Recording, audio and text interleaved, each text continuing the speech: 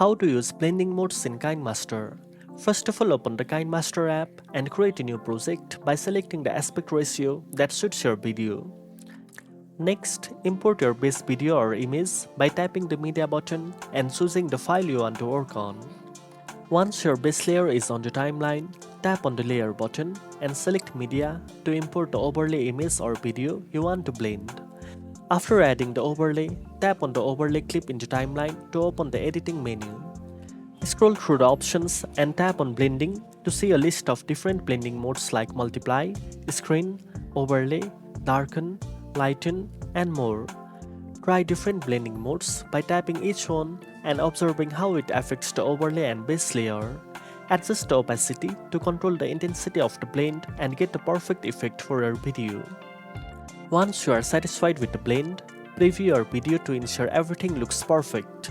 Finally, tap the export button to save your video with the blending effects applied. Now you know how to use blending modes in KineMaster.